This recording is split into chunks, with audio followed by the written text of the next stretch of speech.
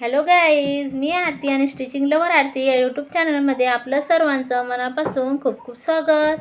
आजचा टॉपिक आपण बघणार की ज्या महिला घरी असतात त्यांनासुद्धा असं वाटते की आपण काहीतरी पैसे कमवावं, कारण की आजकाल पैशाशिवाय काहीच नसते.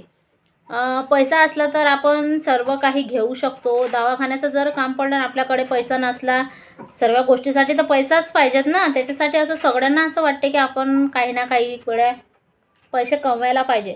तर खूप साऱ्या महिला असतात ज्या कमवतात आणि खूप साऱ्या अशा असतात की ते कमवत नाही. कमवणाऱ्याचं चांगलं असते, त्यांच्या हाती पैसा असते, ते जे काही म्हटलं ते घेऊ शकतात आणि त्यांच्या गरजा ज्या आहेत त्या पूर्ण करू शकतात. पण विषय ज्या महिला काही कमवत नाही, म्हणजे त्यांना घरचे बाहेर जायची अनुमती देत नाही. खूप साऱ्या जणी असतात अशा की त्यांच्या घरचे त्यांना नाही म्हणतात बाहेर जायचं, पण तरी त्यांच्या मनामध्ये अशी एक इच्छा असते की आपण सुद्धा घरी बसून काही ना काही केलं पाहिजे. तर मग हा खास व्हिडिओ त्या महिलांसाठी की त्या घरी राहून त्यांना असं वाटते की आपण काही ना काही बिझनेस म्हणा, काहीही म्हणा, की घरच्या घरी बसून आपले मुलं बाळं सांभाळून, आपलं सर्व घर सांभाळून, सर्व जबाबदाऱ्या पूर्ण करून आपण पैसे कमवायला पाहिजे. खास हा व्हिडिओ त्या महिलांसाठी. तर चला मग आता आपण स्टेप बाय स्टेप त्या कोणत्या तरीकेनं आपण पैसे कमवू शकतो हे आपण या व्हिडिओमध्ये बघणार आहोत. त्या अगोदर चॅनलला सबस्क्राईब नसेल केलं तर तुम्ही चॅनलला सबस्क्राईब करून घ्या. तर सर्वात पहिला प्रश्न जो म्हणजे की भरपूर ज्या महिला असतात त्यांच्या मनामध्ये असा प्रश्न उद्भवतो, घरात बसून असं काय करू की जेणेकरून थोडेफार तरी पैसे आम्ही कमवू शकलो पाहिजे. तुम्ही करू शकता, ते स्त्री असो अगर पुरुष असो. सर्वांना असं वाटते की बा आपली काही ना काहीतरी आयडेंटिटी असायला पाहिजे. तर काही महिला घरी राहून शिलाई काम करू शकता, काही पार्लर करू शकता. म्हणजे आपल्याला कोणत्या गोष्टीमध्ये इंटरेस्ट आहे, म्हणजे आवड आहे, ते बघायचं आपण की खरंच मला या गोष्टीमध्ये कोणाकोणाला असते शिवणकाम करायची तर ते कपडे शिवू शकतात, आणि कोणाकोणाला पार्लर मेकअप करायचे असते तर ते मेकअप करू शकतात. कारण हे करणं लय महत्त्वाचं आहे. स्वतःची आयडेंटिटी काही ना काही असणं आपली लय जरुरी आहे.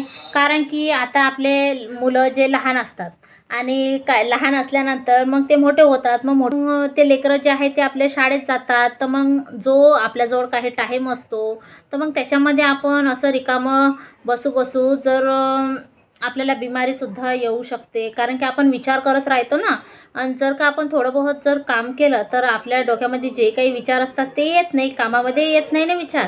आता आपल्याच घरचं सांगते, जसं की आपल्या घरामध्ये आपण बघतो, आपण घरामध्ये सर्व लेकरं बाळावर लक्ष देतो, आणि जे आपले मिस्टर असतात ते बाहेर कामाला जातात. ते एखाद्या वेळेस जर कधी आपल्याला काहीतरी बोलले, सकाळी बोलले आणि ते चालले गेले, तर आपण काय करतो, दिवसभर त्या गोष्टीचा विचार करतो की हे आपल्याला असे काऊन बोलले असते.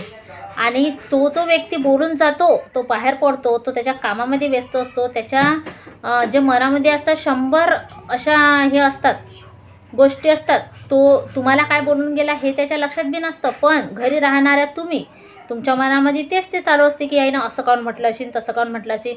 जर तुमच्याकडेही थोडंफार काहीतरी काम असतं तर तुमच्या मनामध्ये हे विचार आलेच नसते. म्हणून काही ना काहीतरी हर लेडीजनं केलं पाहिजे.